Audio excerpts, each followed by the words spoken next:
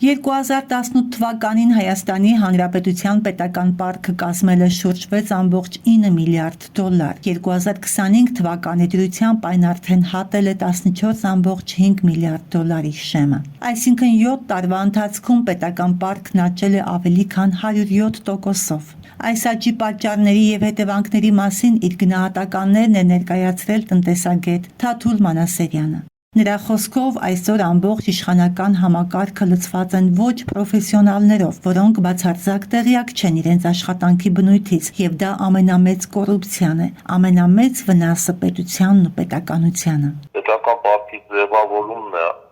օրենքից դուրս կատարվում եւ պետական պարտքի մասին օրենքով եւ սահմանադրության համապատասխան հիմնադրույթներով պարտքի ձևավորումը պետք է լինի ավելի թափանցիկ ձևով, ուզում եմ հիշեցնել, գործադիր իշխանությունը պետք է փաստի, որ ունի լրացուցիչ փոխարու միջոցների կարիք, որ բյուջեի ծախսային մասը չեն կարող ապահովել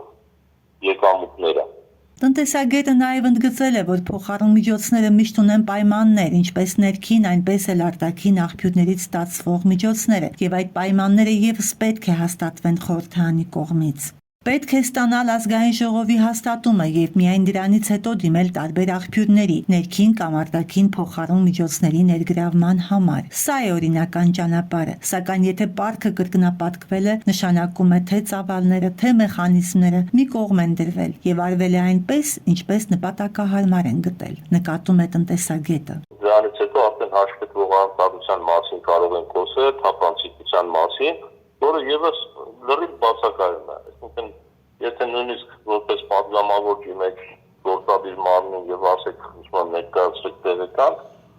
տեղեկանքը կամ վերջի ասնի կամ կծկտուր ինչ-որ թվեր կգան, որից դուք բացարձակ դատողություն չեք կարող անել արդյունավետության մասին։ Պետական կառույցներում մեծ մասամբ տեղ են գտել մարդիկ, որոնք մասնագիտական առումով չեն համապատասխանում զբաղեցրած պաշտոնի հետ։ Դա վերաբերում է հատկապես տնտեսության կառավարման մարմիններին։ Արդյունքում համակարգից դուրս են մղվում պրոֆեսիոնալները, իսկ պետական միջոցները ծախսվում են խորհրդականների, օգնականների եւ այլ հաստիկների վրա, որոնք հաճախ չեն արդարացնում իրենց գոյությունը, հավելում է Մանասերյանը։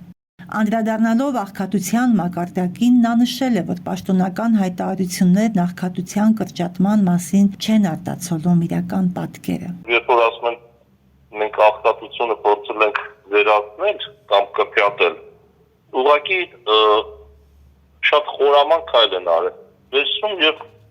զրկում են նպաստներից մարդկանց, ովքեր ակնհայտորեն դրա կարիքն ունեն, եւ տեղաբնակների, այսպես ասած,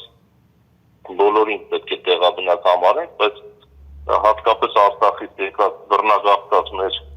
ուրերն ու եղբայրները զրկվում են ուղղակի։ Թաթուլ Մանասերյանի համոզմամբ փոքր երկրում, ինչպիսին Հայաստանն է, չի կարող պետական պարտքը կրկնապատկվել, համախառն ներքին արդյունքը աճել, իսկ երկիրը չզգա որևէ լուրջ առաջընթաց։ Չի կարող այդ ծավալներով աճել պետական պարտքը եւ միաժամանակ պահպանվել աղքատության բարձր մակարդակը։ Սրանք իրար հակասող ցուցանիշներ են, որոնց վերլուծությունը նույնիսկ տնտեսագետի մասնագիտություն չի պահանջում։ Հասմիկ Մովսիսյան, Օրագիր Նյուզ։